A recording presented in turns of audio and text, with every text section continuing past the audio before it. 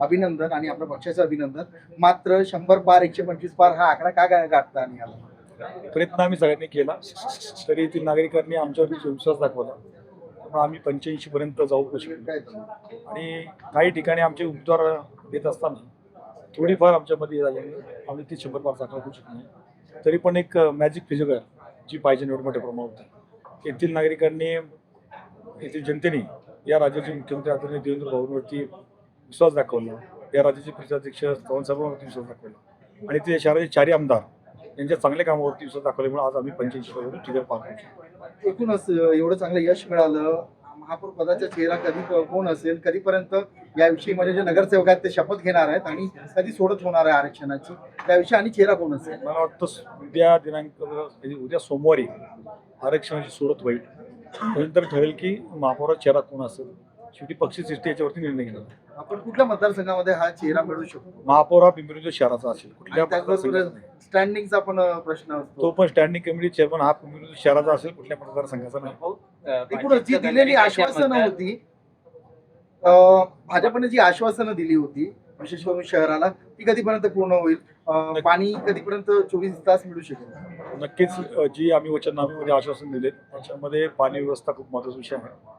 लवकरात लवकर महापौर बसल्यानंतर सभागृह ज्यावेळेस चालू होईल, सगळ्यात पहिले मुद्दा जो असेल तो पाणी व्यवस्थेवरती असेल. त्याच्यानंतर आम्ही लोकल ट्रान्सपोर्ट सुधारण्यासाठी मेट्रो शहर याचे जाळं कसे मोठ्या प्रमाणावरती वाढेल हे पाहणार. नंतर शिक्षण व्यवस्था, आरोग्य व्यवस्था, सगळ्या व्यवस्था त्याच्यामध्ये बरोबर घेऊन खरं तर सगळ्या शहराचे मूलभूत विषय आहेत, गरज आहेत, ते सोडवण्यासाठी लवकर प्रयत्न करा. पाण्याचा प्रश्न हा खूपच लोकांचा जिव्हाळ्याचा प्रश्न आहे. तो कधीपर्यंत मार्गी, म्हणजे तो आश्वासन कधीपर्यंत? नक्कीच याच्यामध्ये तुम्ही पाहिलं की 2017ला सुद्धा या महानगरपालिकेमध्ये भारतीय जनता पार्टी सत्तानंतर सगळ्यात पहिले काम कुठलं गेलं तर 250 मिली पाणी जो भामा धरण, भामा आसखेड आणि आंध्र धरण ते पोटा मंजूर आम्ही करून घेतलेला आहे.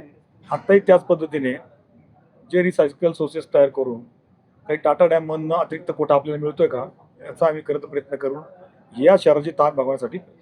क्रॉस वोटिंगचा काही फटका बसलाय का पार्टीला? कारण की काही पॅनलमध्ये 2 बीजेपी 2 राष्ट्रवादी असे निवडून आलेत, त्याविषयी काही क्रॉस वोटिंग हा काही ठिकाणी फटका बसला, पण तेथील नागरिकांचा तो विषय असेल.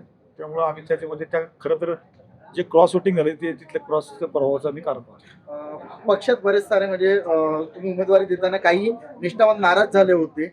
स्वीकृतमध्ये त्यांचा काही नावाचा विचार करणार का, याची काही यादी तयार करण्यात आली का आणि त्यांचं पुनर्वसन कशा पद्धतीने? आणखीन तर नाहीये कुठे काय केलं आम्ही. तर सध्या भविष्यात ज्यांनी पार्टीला चांगला सपोर्ट केला, ज्यांनी मोठ्या मनाने तिथल्या उमेदवार निवडण्यासाठी प्रयत्न केले, अशांचाच विचार केला जाणार.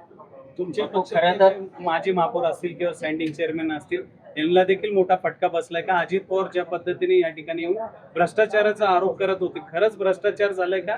आणि त्यामुळे तुमचे जे पदाधिकारी आहेत ते पडलेत? असं नाहीये.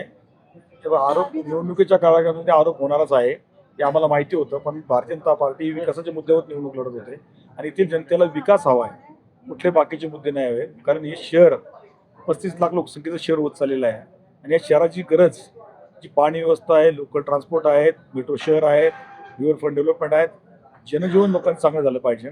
तर लोकांना ते मुद्दे भावले आणि लोकांनी त्या मुद्द्यावरच खरं तर भारतीय जनता पार्टीला एवढ्या भरपूर मतदान केलं. अजून एक प्रश्न, रात्रीच्या वेळी जे सफाई कर्मचारी आहेत त्यांना काम करावं लागत आहे, त्यांची अशी मागणी की ते रात्रीचं बंद करावं, ते देखील तुम्ही बंद करणार नाही? नक्कीच आता याच्यामध्ये ज्यावेळेस महापौर बसेल, लोकल बॉडी बसेल, हे सगळे निर्णय त्या लोकांच्या अडचणी समजून आम्ही घेणार आहोत. बापू, खरं तर तुमच्या नेतृत्वात मोठं यश पिंपरी चिंचवड महानगरपालिकेच्या निवडणुकीत मिळालेलं आहे. तर एक चेहरा म्हणून स्टँडिंग किंवा महापौर फक्त चेहरा असेल का? नाही, भारतीय जनता पार्टी ही आमची वरिष्ठ लेवलला निर्णय होत असतात. त्यामुळे स्थानिक लेवलला हा विषय काही कुठलाच नाही. शेवटी भारतीय जनता पार्टी म्हणून वरिष्ठ लेवलला जे आमचे कोर कमिटी आहे, जो निर्णय देतो तो आम्हाला मान्य असेल.